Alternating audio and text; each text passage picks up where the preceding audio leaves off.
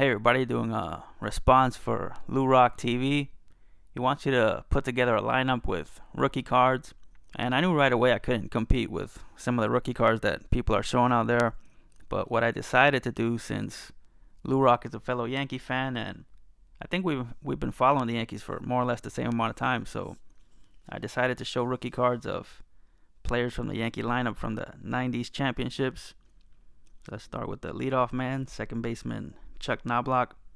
Wasn't here for the 96 championship, but they got him prior to the 98 season and ended up winning 3 championships with the Yankees. And he fit right in with that lineup. Perfect leadoff man. He would work the count, get on base. Got on base in a variety of ways, like he'd hit singles or he'd draw walks. He'd get hit by pitches a lot because he was always crowding the plate. But what made it great was then you had this guy in the number 2 spot, the shortstop Derek Jeter. Could have gone with the 93 SP here, but people show that card way too much. People don't show this one often enough. Always love that one. But yeah, you had Jeter in the 2 spot, and if you know anything about Derek Jeter, you know he loved to hit the ball the other way, so you often had Knobloch on first base and the first baseman holding him on, so you had that big gap between first and second, and Jeter would just shoot singles that way all the time, and then Knobloch with his good base running would go first or third oftentimes, and they would set up a lot of rallies that way. Then in the 3 spot, you often had the right fielder Paul O'Neill, another just really good hitter, professional hitter. He was a lefty, but he wouldn't get dominated by left-handed pitching. Always gave you a good at-bat even against lefties. Would hit the ball the other way. Had some good power too. He'd hit over 20 home runs a few times. Was consistently around 300. Again, just a really good all-around hitter. And then in the cleanup spot, you had the switch hitting center fielder Bernie Williams, another guy that could hit for a good average and hit for power. Had more power from the right hand side, but still had decent power from the left hand side too. And just another clutch hitter. Like, that's the thing consistent with his lineup. A lot of really good clutch hitters. And one of the reasons Joe Torre liked to have the switch hitting Bernie in the cleanup spot was to break up the left-handed hitters. So you had O'Neill, lefty, in the 3rd spot. You had Bernie, the switch hitter, in the 4th spot, and you had another good lefty in the 5th spot there, Tino Martinez. Another guy with good power, had the big 44 home run season. That was by far his biggest season, but still was consistently around the 25 home run mark. But didn't depend on the home run. That's the thing about these guys. Like, they all had power, but they could also beat you with a clutch single, clutch double, and just a really good RBI man overall.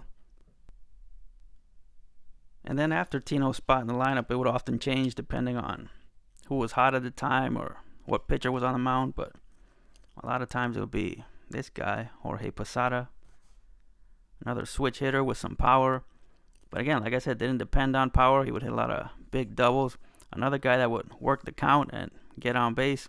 And that's the thing about this lineup. Like, they all had faith in the next guy. They weren't all trying to be heroes. Like, they wouldn't chase out of the zone. If they had to take a walk, they'd do it, and they knew that the next guy could come up and get a big hit. Now, for left field, I had a few choices because the Yankees went through several left fielders during this time. That was just one of those positions that they couldn't really fill, it seemed. Seems like every team has one of those spots where they can never quite get somebody to stay there for like 10 years. But this is the guy that they acquired in 2000. It was a big-time acquisition. David Justice ended up having a big second half of the season with them. Was in the MVP discussion. Ended up being the ALCS MVP. Hit a big home run in that ALCS. Didn't do much in the World Series, but helped them get there. And a lot of guys from that era know David Justice. Another good hitter, good power. Next, for DH, similar to left field, I had a few choices here, but I went with the guy that was exclusively a DH, Chili Davis, because some of the other guys that I was thinking about, they were at DH sometimes, but they also played in the field sometimes. But Chili Davis was pretty much always a DH. I don't think he played even one game in the field with the Yankees. But again, just another solid veteran bat. Yeah, another guy that would work the count and take walks.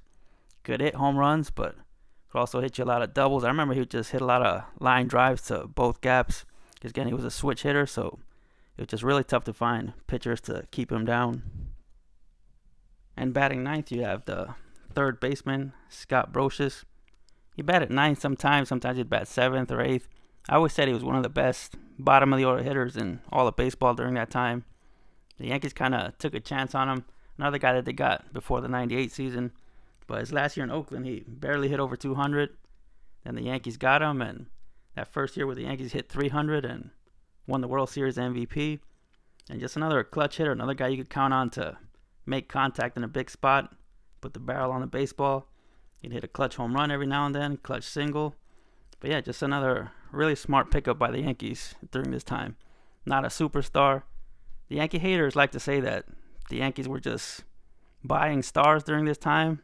I always kind of roll my eyes at that because they make it sound like the Yankees were out there getting Griffey Jr. and Barry Bonds and Frank Thomas and all those guys. But you just saw with this lineup that I just showed you, like, most of these guys were never considered to be anywhere near that superstar level. The only player from this lineup that ended up being a Hall of Famer was Derek Jeter, and he was a homegrown guy. But overall, they were just good players that knew how to play the game the right way, and they all fit perfectly together.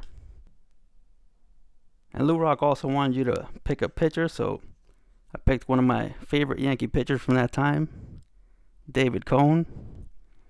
Another solid veteran that they picked up during this time. And what I liked about him was, even on days when he didn't have his best stuff, he could still figure out a way to get hitters out. Just a very smart pitcher. And again, clutch pitcher. They had clutch hitters, but they also had clutch pitchers. A guy you could count on in a big game to give you a solid start. And you only had to pick one pitcher, but if you're going to talk about the Yankees from this era, you got to talk about the closer, the greatest closer of all time, Mariano Rivera. Just take a look at that rookie card. Like, you never would have thought he would have been as dominant as he became ultimately. I'm sure that card ended up in a lot of comment boxes back then. But yeah, that is my lineup. Now let's pause and let's take a look at these all lined up together. So just wanted to show these like this. You had a righty, lefty, switch, lefty, switch, righty. Just tremendous balance throughout the lineup. They were all good hitters and smart base runners. Just a nightmare for opposing pitchers. And this wasn't a fantasy lineup like everyone else was showing. This was an actual great lineup that delivered multiple championships. And I often say I don't think I'll ever see another lineup that I enjoy watching as much as I enjoyed watching these guys. So always fun to think back to these days. So thanks to LouRok for the opportunity, and good luck to all who entered the giveaway.